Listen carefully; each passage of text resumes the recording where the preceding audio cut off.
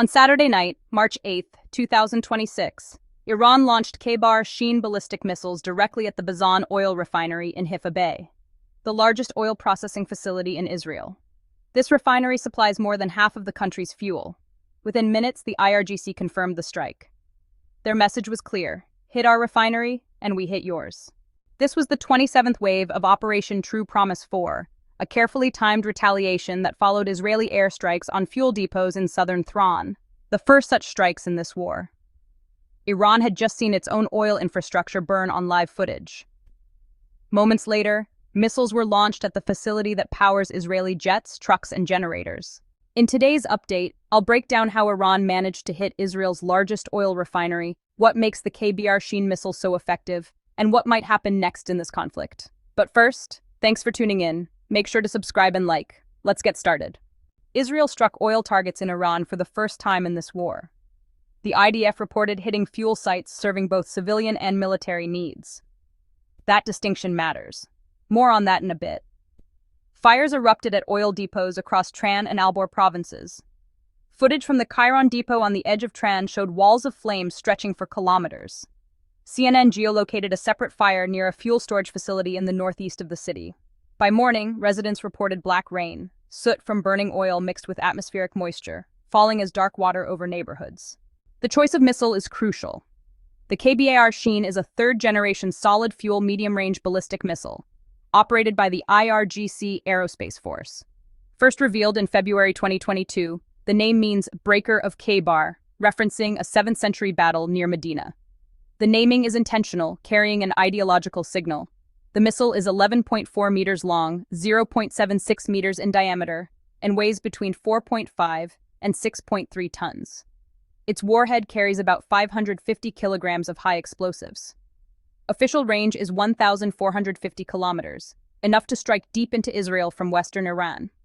An upgraded version, Kheibar Shekan 2, reportedly extends the range to 1,800 kilometers. But the real advantage isn't range, it's the fuel system. Older Shahab missiles rely on liquid fuel, which requires hours of exposed preparation, a huge vulnerability for satellite and drone detection. Kheibar Sheen uses solid fuel, allowing it to stay loaded, hidden on a disguised 10-wheel truck, and fire within minutes. Preparation time dropped sixfold. This is why Iran has been able to sustain 29 waves of missile launches in just 9 days. Mobile launchers are nearly impossible to detect. The warhead is a maneuverable re-entry vehicle with a triconic airframe designed to adjust its path until impact. Terminal speeds vary. Some sources say Mach 2 to 3, others Mach 7 to 10. The ambiguity may be deliberate, complicating Israeli defense planning. Either way, the missile is engineered to evade layered air defenses. The Bazan refinery in Haifa Bay is Israel's largest oil complex, covering 526 acres about 2 kilometers from residential areas. It processes imported crude and provides 50 to 60% of Israel's fuel: diesel, gasoline, jet fuel, and cooking gas. Israel has only one other refinery, Paz in Ashdod, producing 110,000 barrels per day. If Bazan goes offline for long, there is no domestic backup. While many assume Israel relies on Eastern Mediterranean gas discoveries like Leviathan and Karish, these fields were shut down as a precaution at the war's start on February 28th. Gas exports to Egypt were likely halted as well.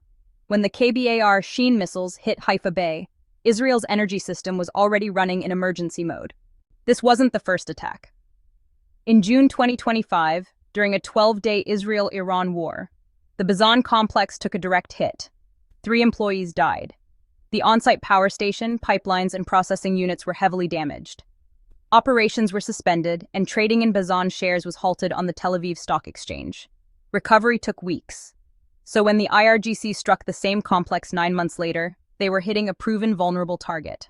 Israeli sources have not yet confirmed the damage from the March 8th strike.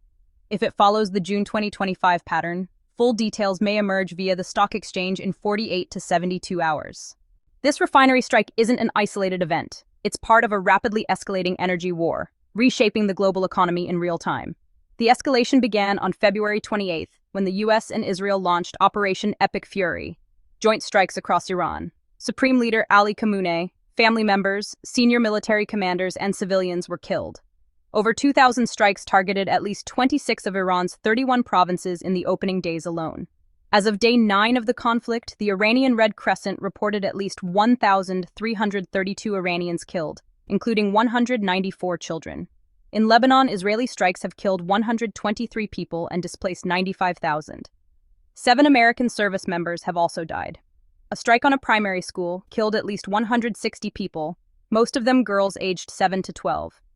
UNESCO condemned it as a grave violation of humanitarian law, and Human Rights Watch called for a war crimes investigation. Iran's response has been relentless. By March 5th, the IRGC reported launching over 500 ballistic and naval missiles and nearly 2,000 drones since the start of the war. Roughly 40% were aimed at Israel, and 60% targeted American assets across the region. The IRGC has made it clear that the United States is the primary enemy, and American targets have been prioritized.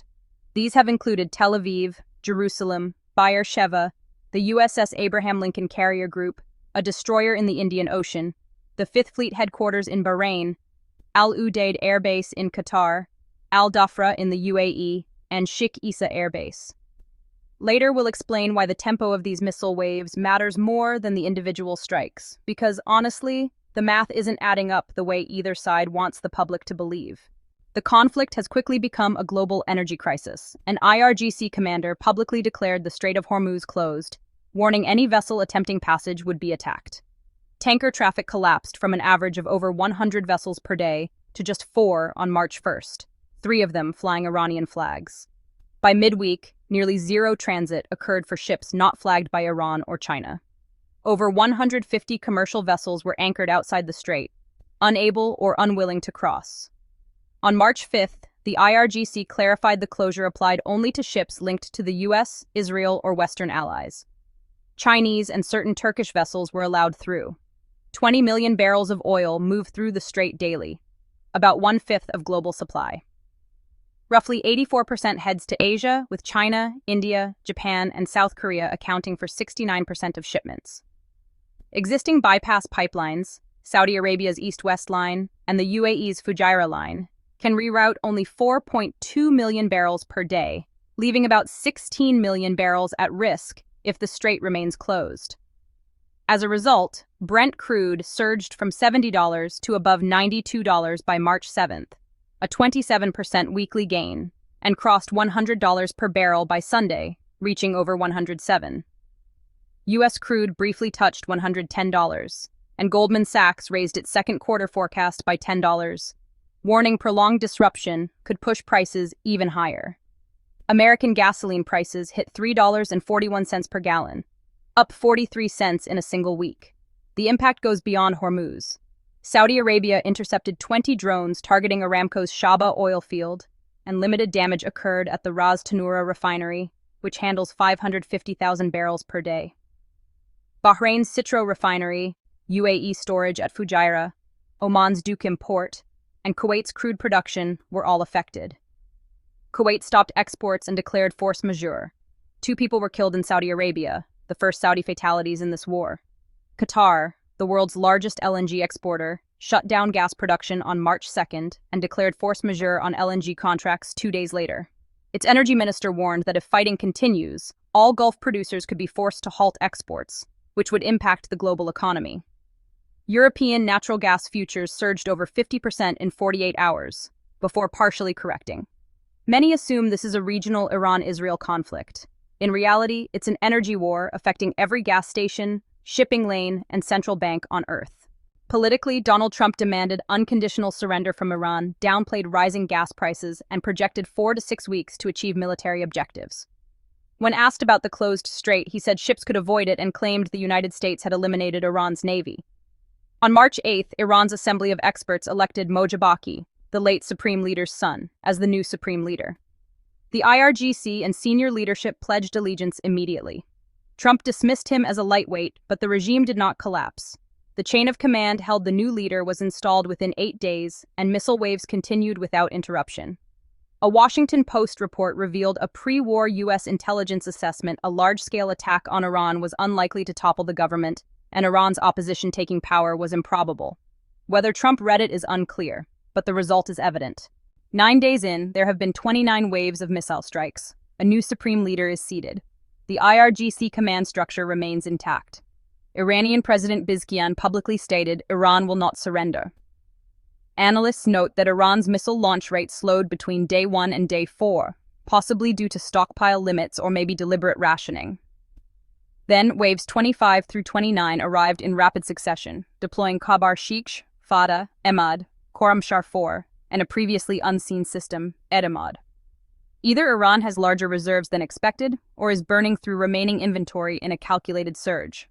Neither scenario is reassuring. Saturday night, both sides struck each other's oil infrastructure in the same hour. Haifa Refinery, supplying over half of Israel's fuel, was hit for the second time in 9 months. The Strait of Hormuz is effectively closed to Western shipping. Oil prices are up over 40%, crossing $100 per barrel.